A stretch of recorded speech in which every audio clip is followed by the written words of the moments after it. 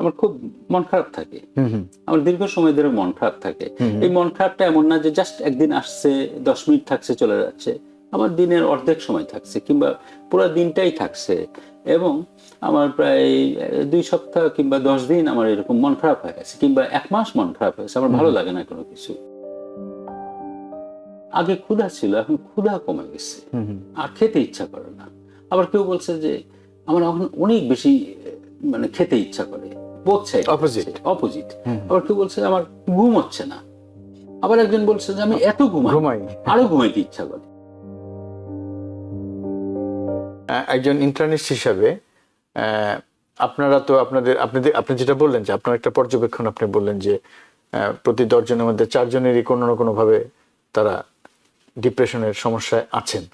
তো সেটা আপনি যখন সন্দেহ করেন তারপরে আপনি ওই পদ্ধতিতে যান এটা বোঝার জন্য, নাকি? দুটো জিনিস আছে। একটা হলো যে আমরা যারা প্রাইমারি কেয়ার, আমরা মেইন ডক্টর যারা পেশেন্ট দেখছি, প্রত্যেক পেশেন্টের একজন মেইন ডক্টর থাকে, দ্যাটস দ্য প্রাইমারি কেয়ার। আমরা বছরে একবার অ্যানুয়াল ফিজিক্যাল অথবা ফার্স্ট টাইম পেশেন্ট যখন দেখছি, আমরা এই কোশ্চেন গুলো পেশেন্টকে ম্যান্ডেটরি করছি। আমার স্টাফকে টোটালি ট্রেন করা আছে। They are not a physician, they train staff, I train them. ওরা স্কোরিং করছে।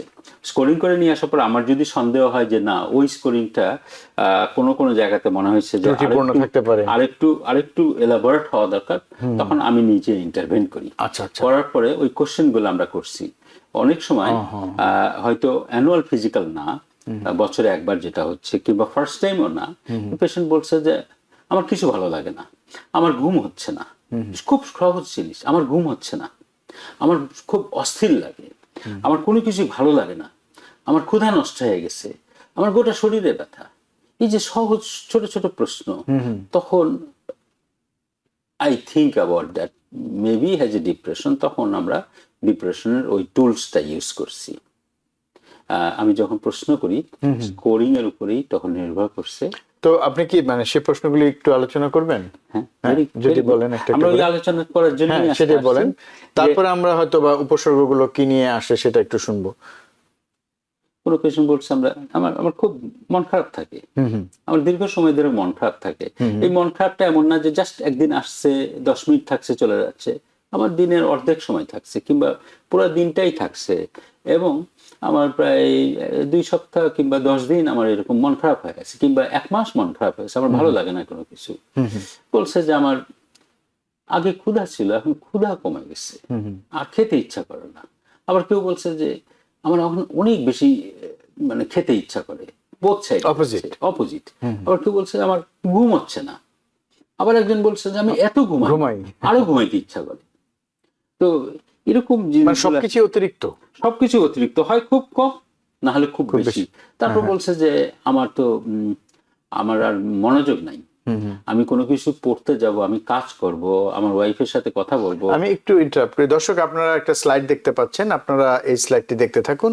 আমরা এই বিষয়টির উপরই আসলে আলোচনা করছি। জি বলুন। হ্যাঁ, ওই স্লাইডটা ওখানে যেটা আছে, দর্শক যদি আপনারা দেখার চেষ্টা করেন, এই যে 9টা কোশ্চেনের কথা বলছি, এগুলো ঠিক এখানেই রয়ে গেছে। অনেকগুলো আমরা কথা বলেছি যে ঘুমের পর্যন্ত বলেছিলেন।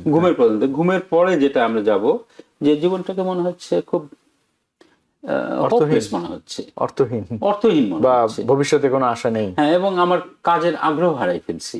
অ্যানহাইডোনিয়া যেটা বলে আমরা, এটা অনেকের মধ্যে আছে কাজে আমার। তবে আরেকটা জিনিস আছে যে গাঞ্জাটা তো এখন খুব প্রচলিত। গাঞ্জার যে সব থেকে বড় ইফেক্টটা যেটা আছে, যে কাজ করার আগ্রহটা নষ্ট হয়ে যায়। Anhedonia it's a very good big word. যে ইয়াং ছেলেরা যদি কেউ বলে যে আমার আর কাজ করতে ইচ্ছা করে না, তখন আমরা চিন্তা করি যে আপনি তখন ওটাও খুঁজি যে ওটার সাথে কোনো যোগাযোগ আছে, ওটার সাথে যোগাযোগ আছে কিনা। এবং এটা দীর্ঘস্থায়ী একটা সমস্যা করে দিয়ে যায়, যে কাজ করতে চায় না, এরা চুপচাপ এক জায়গায় বসে থাকতে চায়।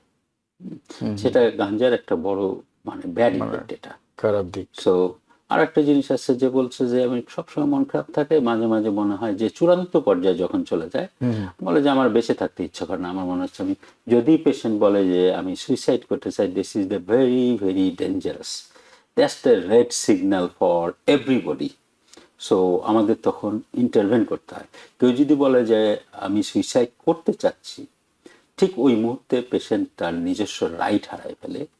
যে আমরা একটা পেশেন্টকে জোর করে বলতে পারি না যে আপনার হাসপাতালে যান কিংবা যেতে হবে। In that case I can intervene that you must have to go take to the hospital.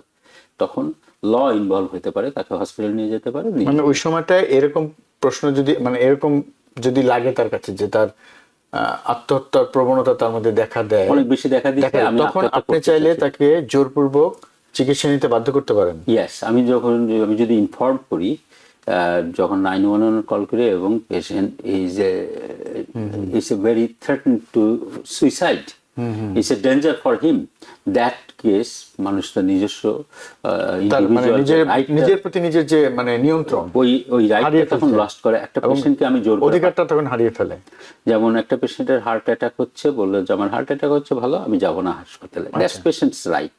কিন্তু একটা পেশেন্ট যখন বলছে আমি সুইসাইড করব, আমার করতে ইচ্ছা করছে, that moment lost the right. তখন আমি যদি হেল্প চাই, ল অ্যান্ড অর্ডার আমাকে হেল্প করবে, নিয়ে যাবে হাসপাতালে। সেটা খুব গুরুত্বপূর্ণ একটা মানে কথা বলেছেন আসলে। আমি এই পর্যায়ে মানে এটা তো আপনি ফিজিশিয়ান, তো ফিজিশিয়ান ছাড়া অন্য কারো কাছে যদি রোগী এটা বলে তার বাবা মার কাছে, তখন কি বাবা মা 911 কল করতে পারবে? যে কেউ কল করতে পারে। আচ্ছা, যে কেউ। ডিপ্রেশন এমন একটা জিনিস যে আমরা সবসময় বলি যে আমরা আলোচনায় আসবো, সেজন্যই বলছিলাম যে আমরা যেভাবে ডিপ্রেশনকে দেখি, বাংলায় খুব সহজ একটা শব্দ করা হয়েছে তো, বিষণ্ণতা, মন খারাপ। এখানে বিষয়টা তো অনেক ব্যাপক। আমি একটা বিখ্যাত একজন সাইকিয়াট্রিস্টকে জানি, আমার থেকে বয়স কম, খুব মানে শারীরিকভাবে অন্য অবস্থায় গিয়েছে, যেটা মানুষের কন্ট্রোল নাই, একটা অবস্থায় আছে। আমি জানি না, আল্লাহ ওনাকে অনেকদিন হায়াত নসিব করুন। ওনার মা আসছেন, মা জিজ্ঞেস করছেন তুমি কি করো বাবা? তো বলছে আমি সাইকিয়াট্রিস্ট। সাইকিয়াট্রিস্ট তোমার কাজ কি? বলছে মানুষের মন খারাপ থাকলে আমি মন ভালো করে দিই। তো মা বলছে দ্যাটস ইট, জাস্ট তুমি মন ভালো করে দাও, এই জন্যই তুমি এত বড় doctor? It's a big word. মার কাছে খুব ছোট একটা বিষয়, মার কাছে খুব ছোট বিষয়, আমার কমিউনিটির কাছে খুব ছোট বিষয় যে আমার মন খারাপ আছে, আমার ডিপ্রেশন আছে, বাট এটা কনসিকোয়েন্স তো অনেক খারাপ, ভেরি ব্যাড। নিউ ইয়র্ক থেকে সম্প্রচারিত TVN 24 টেলিভিশন বিশ্বজুড়ে বাঙালির কণ্ঠস্বর।